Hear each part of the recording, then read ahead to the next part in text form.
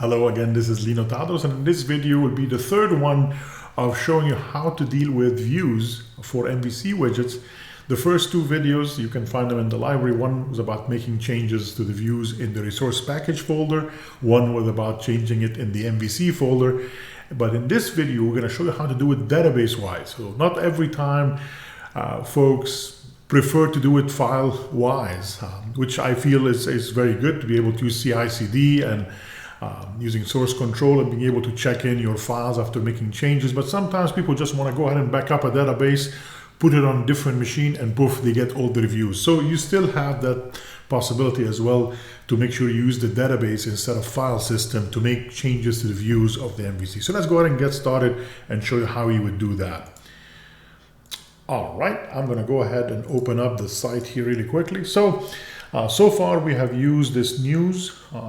We have 3 different press releases, our news, and we noticed based on the other 2 videos, and I'm going to put the link to the other 2 videos as well. They're pretty short, less than 10 minutes each.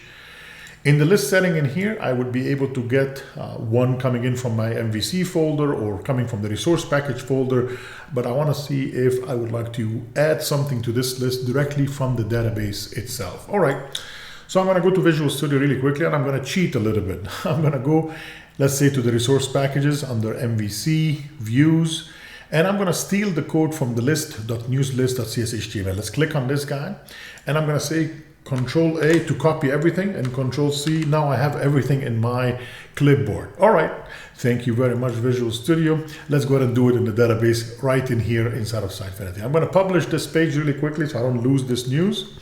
And then I'm going to go backwards once so I can get back to the main page. And all the way at the top, let's wait for it to load. There you go. Under design, there's something here called widget templates. Okay. So if I click on widget templates, you will be able to see or create a brand new template. So right now I don't have any custom templates at all in the database. So I'm going to say create a template. And you will notice in here I have tons of different MVC based widgets, views that are available. So I'm going to look for the one for the news. So let's see if there's one here for news really quickly. There it is, news MVC. Let's click on this guy, and right now this will be completely empty. I can say hello world in here, and that will be totally acceptable, right? But you have to give it a name.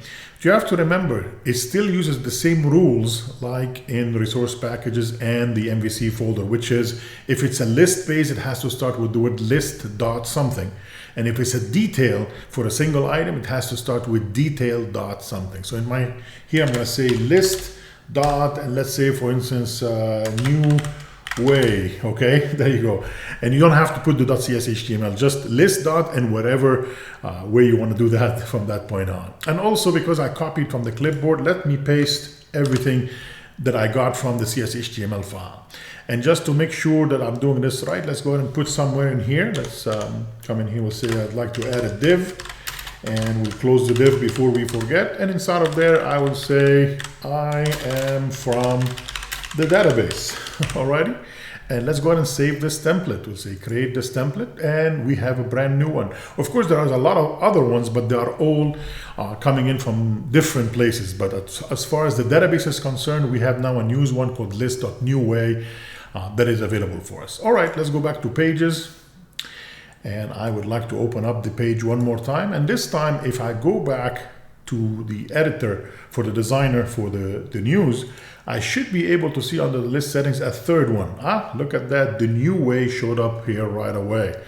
So one of them might be coming in from the resource packages. The other one might be coming in from the MVC folder. But the third one here is coming in directly from the database as well. So there are no files involved with this guy whatsoever. If I click on new way, we'll say save, wait 3 seconds, and then hello Lino will change. It will say I am from the database. And there you go. I am from the database.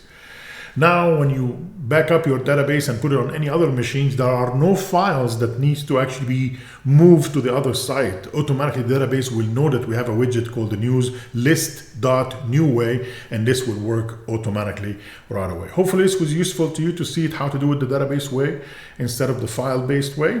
Either way, depending on what you like to do, whether it's CI/CD using a resource control system or you want everything in the database, you have the choice in Sitefinity to do that. I hope you enjoyed it, and I will see you soon in another video with Lino TV. Thank you.